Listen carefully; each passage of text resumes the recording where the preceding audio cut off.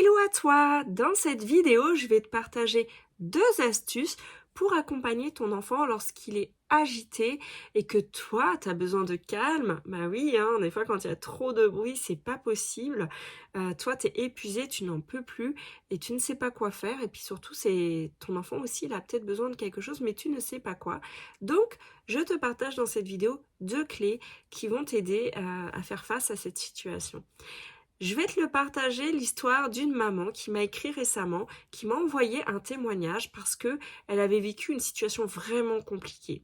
Elle était revenue de la maternité avec son dernier bébé, parce qu'elle a plusieurs enfants, et en fait, du coup, à la maison, il y a beaucoup de bruit, il y a beaucoup d'agitation, et ce jour-là, son bébé pleurait beaucoup, elle n'arrivait pas à le calmer, et puis les enfants étaient agités. Et donc, elle a ressenti le besoin de sortir, d'aller se retrouver une rivière calme, qu'elle avait besoin en fait d'entendre le bruit de l'eau calme, que ça lui fait du bien. Et du coup, elle en a parlé à son mari, elle lui a dit qu'elle avait besoin d'y aller seule parce que même avec les enfants, en fait, il y aurait eu du bruit. Et du coup, elle y a été. Déjà, elle a pris un temps pour elle. Ça lui a fait beaucoup de bien. Pendant ce temps pour elle, elle a prié.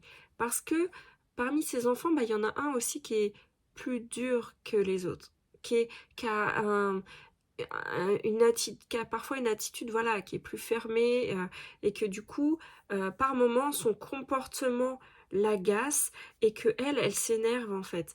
Et donc, elle a demandé, voilà, elle a passé un temps, elle a écouté, elle a prié. Et ce qu'elle a reçu, c'est, tu vois, regarde-toi. Quand t'es énervé, quand t'es fatigué, de quoi t'as besoin? T'as besoin de calme. Et regarde ton enfant. Quand il est dur, quand il est agité, de quoi il a besoin? Il a besoin de douceur. Et en fait, ça lui a fait tilt parce que elle s'est rendue compte qu'en fait, on apporte des fois à nos enfants le contraire de ce dont ils ont besoin. C'est-à-dire qu'on réagit de la même façon, alors qu'en fait, si on apporte le contraire de ce qu'ils font, du coup, ça va contrebalancer. Donc, s'il y a de l'énervement, que tu apportes de la douceur, ça va contrebalancer. Et du coup, euh, elle s'est dit, bah oui, si je veux qu'il sourie, faut que je lui sourie. Si je veux qu'il se calme, faut que je lui parle calmement. En fait, elle a réalisé que c'était son comportement en fait avait vraiment elle pouvait agir en fait en étant le contraire de ce qui se passait, du coup apporter vraiment le contraire du comportement de son enfant pour l'aider. Du coup, moi ça m'a vraiment percuté. Pourquoi? Parce qu'il se trouve que la veille, quand elle m'a partagé ce message, la veille j'avais vécu une situation euh, un peu similaire. J'étais énervée parce que mon enfant avait un comportement qui m'énervait. Et du coup, je réagissais de la même façon. Pourtant, je le sais, mais déjà, la première chose, ça m'a rappelé la puissance du partage, effectivement, ça m'a vraiment remis dedans. Deuxième chose, c'est que j'étais quand même fatiguée aussi. Pareil, j'étais fatiguée, dans la semaine, j'avais manqué de sommeil, et du coup, j'étais moins patiente. Donc, la première clé que j'ai envie de te donner, c'est vraiment de prendre du temps pour toi. Si tu es fatigué, en fait, c'est pas la peine d'espérer être patient 100% du temps. C'est pas possible. Quand tu es fatigué, tu manques de patience, c'est logique en fait. Parce que t'as pas l'énergie. T'as pas l'énergie de supporter trop de bruit, trop d'agitation. Donc, si tu veux aider ton enfant lorsqu'il est agité, c'est déjà toi-même d'avoir de l'énergie. Donc, la première clé, c'est prends soin de toi. Prends soin de toi. Et c'est en prenant des moments pour toi, des moments à part, déjà que tu auras de la clarté, comme cette maman. C'est en se mettant à part qu'elle a pu trouver l'espace pour voir comment sortir de sa situation, comment améliorer les choses.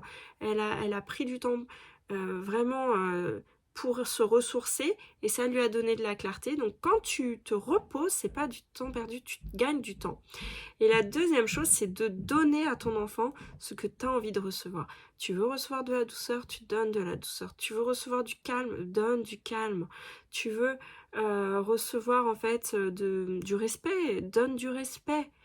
Tu vois, contrebalance les choses. Ton enfant te parle de manière insolente, montre-lui comment faire.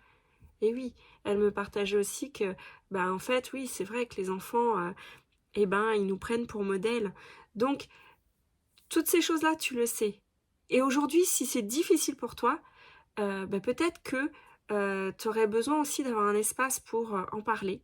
Et si c'est le cas, ce que je t'encourage le plus à faire, c'est ne reste pas seul avec tes difficultés. Partage-les si tu en as besoin. Si tu as des personnes de confiance autour de toi, je ne le dirai jamais assez. Sinon, tu peux trouver quelqu'un pour t'accompagner. Moi, c'est ma mission. Donc voilà, tu es libre aussi de me contacter. Et prends soin de toi et puis apporte à ton enfant ce que tu veux qu'il acquiert en fait. Apporte-lui ce que tu voudrais qu'il arrive à obtenir du calme, apporte-lui du calme en fait. Voilà, j'espère que ça t'aide et que si tu as des questions, n'hésite pas, ou des partages, n'hésite pas à me contacter et à les mettre sous cette vidéo. Je serais ravie de t'aider à y voir plus clair et puis ton partage peut aider beaucoup d'autres parents. Donc je te souhaite une belle journée, je te dis à bientôt.